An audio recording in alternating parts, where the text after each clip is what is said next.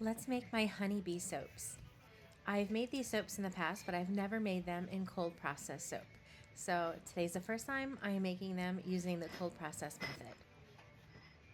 So the first batch that I'm mixing up is a very small 200-gram batch, and I'm going to split this off into two sections. An even smaller amount is going to be for the black, and the black is going to be the black stripes on the little honeybees.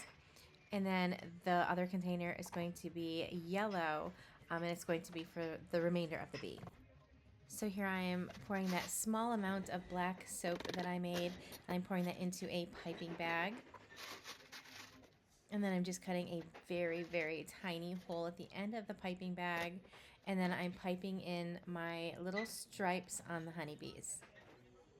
I was really struggling trying to see through my goggles, so I tried a different pair over my glasses, and I was only able to get a few done, and then I literally could not see through my goggles, so I had to take them off to do the piping on the little honeybees.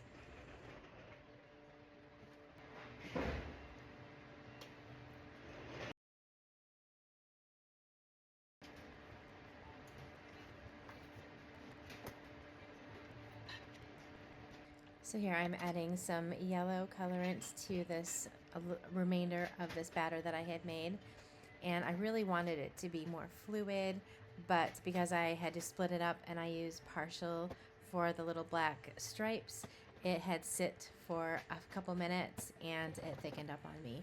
So instead of pouring this yellow part into the bees in the mold, I am just kind of plopping down like a little tablespoon worth and then banging the mold onto the table to try to flatten it out and fill in that cavity. This definitely took a lot longer to do it this way than if it was liquid. If it was liquid, I could have just poured it and been done with it, but I didn't want to waste the soap, so I just continued doing it this way. One question I get asked a lot is, what do I do with all of the leftover soap? So in this piping bag was the black soap that I had used for the stripes on the honeybees. So I am just piping just some random squiggles in the bottom of a mold, and then I'm using the leftover of the yellow soap that I had from the honeybees, and I am pouring them into one of these molds as well. So whatever I don't use, it gets poured into another mold.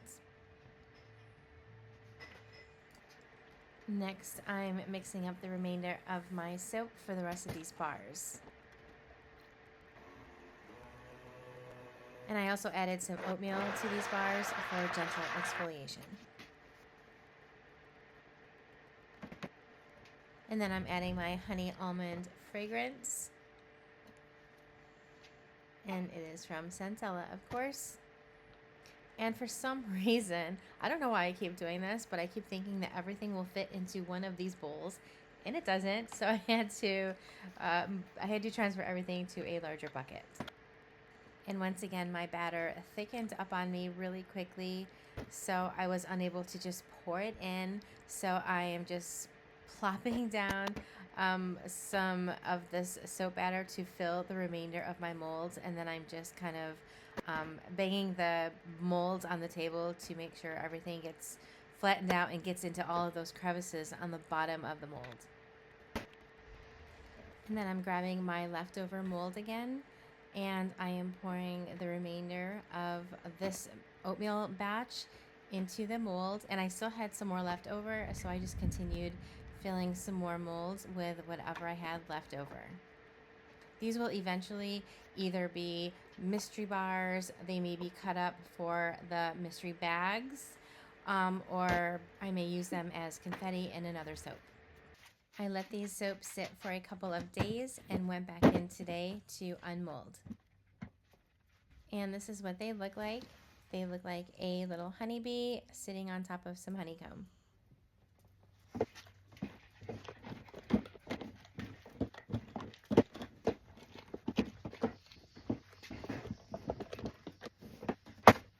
And this is what the bars look like that were from the leftover soap. There's a few different variations. Some of them are just the beige with black. Some of them have the beige with yellow. and black, and then some of them are just the beige soap with the oatmeal. And here's what they all look like, and they smell so good with that honey almond fragrance. These are heading to my curing racks for the next 4 weeks. But if you would like to pre-order one of these, they're available on my website right now at eartherella.com.